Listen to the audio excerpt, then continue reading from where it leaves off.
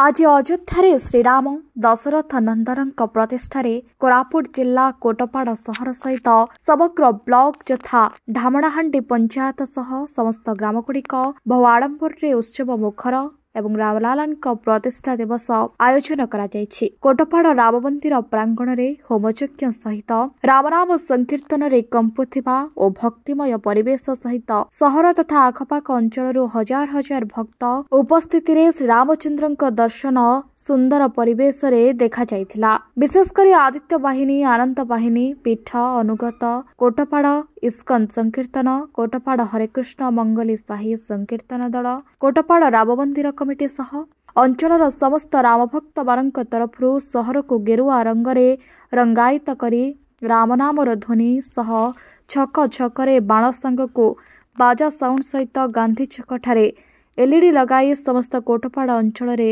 उत्सव मुखर सुसज्जित देखा मिलता और यह पवित्र दिन को बहु आडंबर रे पालन करा जाउछि। सेपरि कोटपाड़ राम मंदिर सम्मुख में प्राय 5000 भक्त मानक उपस्थिति सह प्रसाद सेवन संग को परस्पर को मिठा खुआई श्रीराम को कोटपाड़ सहरवासी स्वागत करथिले।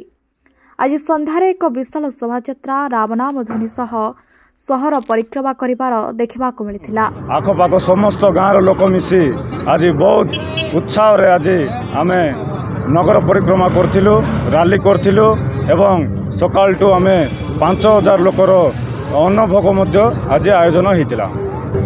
आज समस्त साई गली बासिंदा मिसी आज राम मंदिर रे नगर परिक्रमा करकिना राम मंदिर रे आज नाम संकीर्तन करथिले एवं आज देखिले सार आज कहबे आज बहुत खुशी होचंदी कोटपाड़वासी सकाल टू आज संध्या जाए बहुत आमे पिला माने मध्य 3 दिन है न खाई न पी राति घंटे 2टा जाए पताका लगे बहुत चेष्टा करी आज साफल्य मंडित करथिलु। कोटपाड़रो अजय कुमार मिश्रଙ୍କ रिपोर्ट फोकस प्लस।